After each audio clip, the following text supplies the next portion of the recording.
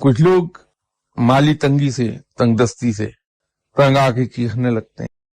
ہائے ہائے کی صدائیں بلند ہوتی ہیں۔ ایسا نہیں کہ معاذ اللہ اللہ اپنے کسی بندے کو دکھ میں دیکھ کے خوش ہوگا، ایسی بات نہیں، قطعاً نہیں۔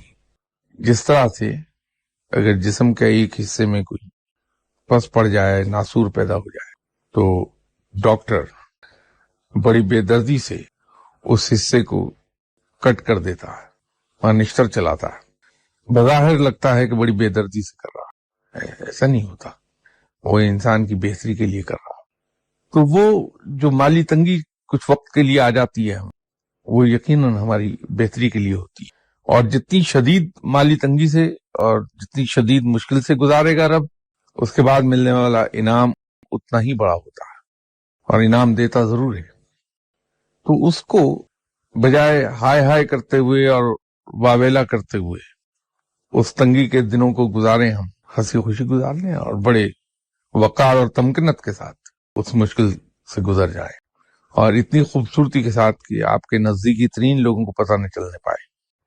آپ کی کس حالات میں زندہ، وہی شکر گزاری ہے۔